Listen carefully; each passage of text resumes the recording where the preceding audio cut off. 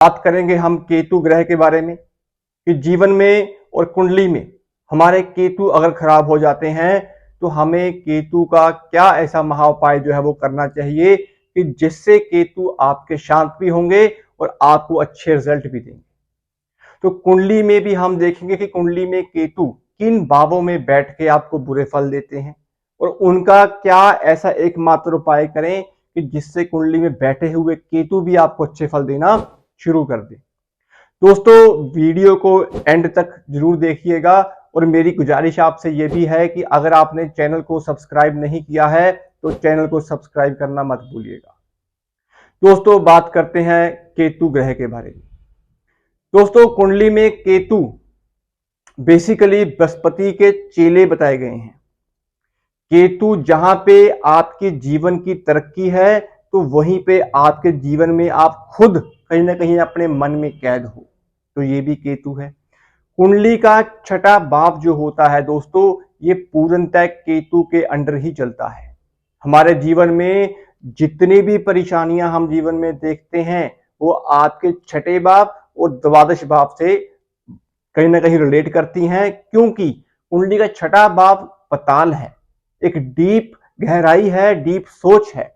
तो वहीं पे 12वां भाव आकाश है, जो खर्चे हैं, आपके दिमाग में चलने वाले 100 तरह के विचार हैं जो राहु के अंडर चलते हैं। हम एक वीडियो राहु के ऊपर भी जरूर करेंगे, बात केतु की है। तो कुंडली में केतु कहीं ना कहीं आपके जीवन में आपकी पुत्र संतान है। पुत्र संतान की पैदाइश के बाद अगर आप में आपके जीवन में तरक्की हुई तो ये अच्छे केतु की निशानी है।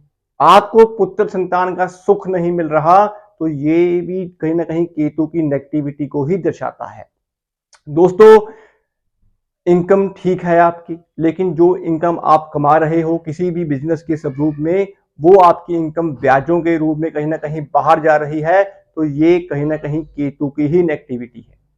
दोस्तों कुंडली में केतु जब खाना नंबर 3 में बैठते हैं तो यहां पर ये मंगल बद बनाते हैं, क्योंकि ये भाव जो होता है ये मंगल का कारक भाव है।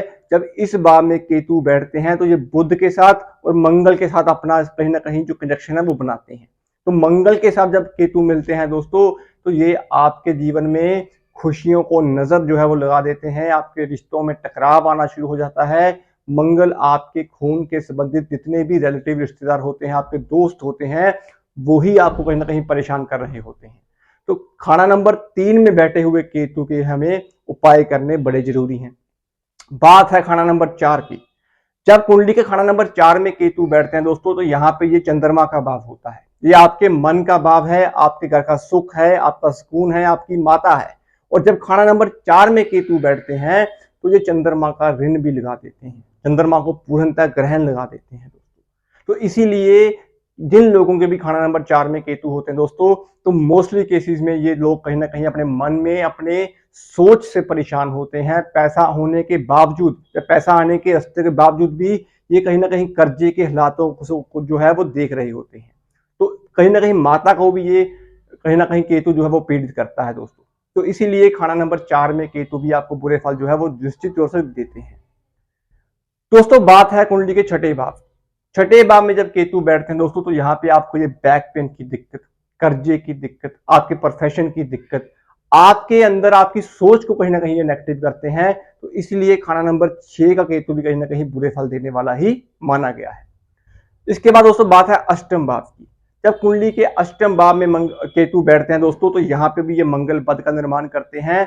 आपके जीवन में पुत्र संतान को कष्ट मिलता है, पैसे फंसने के योग बन जाते हैं, बैक पेन, शरीर में दर्द, इन समस्याओं से इंसान जो है वो घिरा रहता है और खुद कहीं ना कहीं आइसोलेशन में जी रहा होता है दोस्तों। तो ये भी केतु की ही नेगेटिविटी है जब कुंडली के खाना नंबर 8 में केतु बैठते हैं। दोस्तों बात है कुंडली के 11वें भाव की। जब कुंडली के 11वें भाव में केतु बैठते हैं दोस्तों तो ये कुंडली में बैठे हुए चंद्रमा को कहीं ना कहीं खराब करते हैं। तो 11वें भाव का केतु भी जीवन में तरक्की उतनी नहीं दे पाता, क्योंकि ऐसे जातक अपने मन से कमजोर होते हैं। जो काम ये कर रहे होते हैं उस लाइन को ये पकड़ के बैठ जाते हैं और उसी में अपने जीवन को कहीं ना कहीं निर्वाह कर रहे होते हैं। तो रिस्क लेने से ये लोग डरते हैं। तो केतु 11वें भाव में भी अगर आप रिस्क लेके काम करोगे तो आपको कहीं ना कहीं ये ऊंचाइयां दे सकता है। लेकिन अगर आप रिस्क नहीं ले पाओगे, एक ही काम पे टिके रहोगे, तो ये आपको आपके जीवन में कहीं ना कहीं मन से जो है वो कमजोर करता ही जाएगा। तो दोस्तों, कुंडली में केतु जब तीसरे भाव में, खाना नंबर 4 में, खाना नंबर 6 में, खाना नंबर 8 में और खाना नंबर 11 में जब बैठते हैं, तो ये जो भाव होते हैं केतु के, यहाँ पे ये केतु आपको बुरे फल ही देते हैं। हम बात करते हैं केतु को अच्छा करने की, तो हमें ऐसा एकमात्र क्या उपाय करना चाहिए कि जिससे अगर आपके जीवन में केतु यहाँ पे बैठे हुए हैं तो वो आपको नेक फल देना शुरू कर दें। दोस्तों, केतु अच्छा करने के लिए आपको बृहस्पति का अच्छा होना जरूरी है, क्योंकि बृहस्पति के चेले हैं केतु देव। तो जब बृहस्पति कुंडली में पीड़ित होते हैं, जब नीच के होते हैं, तो केतु के असर भी आपको खराब मिलते हैं। तो इसीलिए केतु को अच्छा करने के लिए हमें क्या उपाय करना है दोस्तों? अगर जो मैंने आपको ये भाव बताए हैं, तीसरा, चौथा, छठा, अष्टम और 11th हाउस, तो इन भावों में बैठे हुए केतु के लिए अगर आप केले का दान, आप मात्र 3 केले लीजिए। 3 केले अगर आप लगातार 21 दिन या फिर 43 दिन मंदिर में डोनेट करते हैं, तो इससे केतु की बहुत हद तक नेगेटिविटी जो है वो दूर हो जाती है।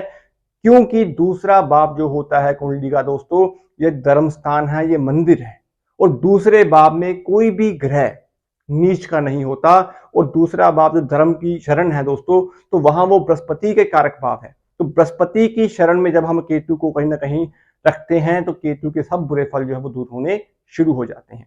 तो केले को अगर आप मंदिर में डोनेट करते चले जाएंगे, इन भावों में अगर आपके केतु बैठे हुए हैं, जब वर्ष फल में इन भावों में आ चुके हैं, तो आप केले का जो उपाय है ये आप निश्चित तौर पे कर सकते हैं। इससे आपको अच्छे रिजल्ट जो है जरूर मिलेंगे दोस्तों। तो दोस्तों, उम्मीद करता हूं आपको केतु के इस उपाय के बारे में जानकारी मिली होगी। आप ये उपाय आपके जीवन में जरूर आप करिएगा अगर आपके जीवन में कुंडली में केतु की स्थिति इन भावों में बनी हुई है। दोस्तों, उम्मीद है कि आपको वीडियो पसंद आई होगी। अगर वीडियो आपको पसंद आई हो तो कृपया चैनल को सब्सक्राइब कर लीजिएगा। ऐसे ही और टॉपिक्स, वीडियोस, कंटेंट जो है वो हम आप लोगों के लिए बनाते रहेंगे। आज के लिए दोस्तों इतना ही, मिलते हैं अगली वीडियो में किसी और टॉपिक के साथ।